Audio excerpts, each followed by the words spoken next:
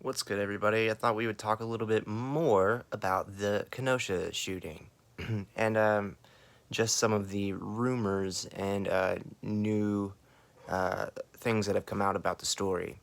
So it turns out that the two people that Rittenhouse shot, one was a convicted pedophile, the other was a convicted woman beater, like convicted domestic. He had domestic violence charges for beating up his girlfriend or whatever. So it just shows you the type of people that are in these protests. And I'm not talking about the Black Lives Matter protests specifically. I'm talking about these Antifa people, the type of people that are just showing up. The white people at these protests are mostly like criminals and just not the type of people you want associated with your movement. And that is like me trying to give almost like a warning to Black Lives Matter. Be careful who you associate with. Um, a lot of these people that are in these leftist protests, I'm not talking about Black Lives Matter specifically, but I'm talking about these people who are starting the riots, who are burning down uh, black-owned businesses and attacking black business owners, and they are not there for racial justice. They're not. They're there because they enjoy the energy. They enjoy the chaos. So one of them was a pedophile. The other one was a woman beater, and they're dead now. I mean, obviously they're both idiots for chasing someone with an AR, but it turns out they're actually bad people.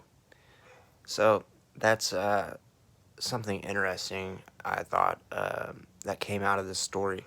Another rumor that I've heard, this is just a rumor, and it is that Kyle Rittenhouse is actually a trans man. He's a woman and also a police officer. So I'm guessing he would have to be older than they're saying he is. And has a vagina, apparently. So, if it turns out that he is a trans person, are all of these like leftists going to support him? Are they going to renege their outrage? Probably not, but I think it would be great if they did.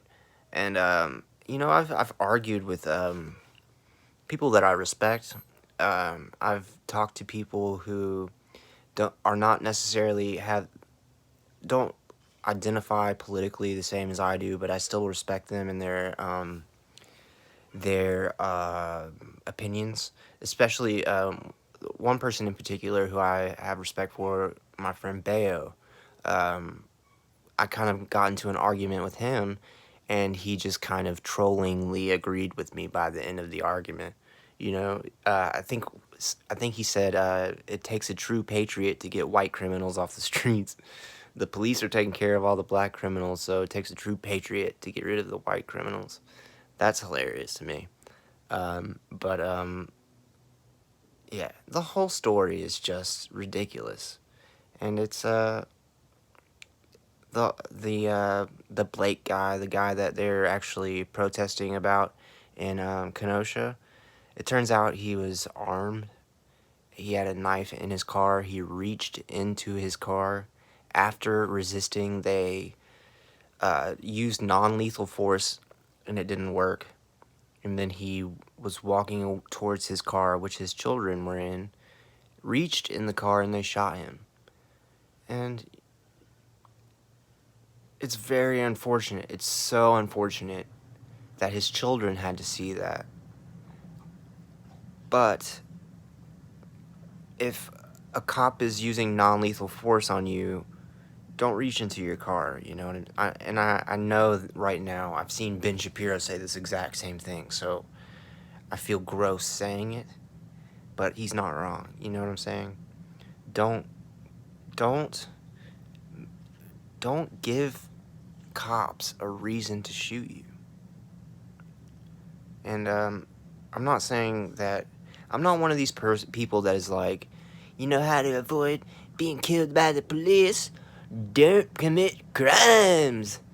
Don't, don't resist arrest. Fight it in court.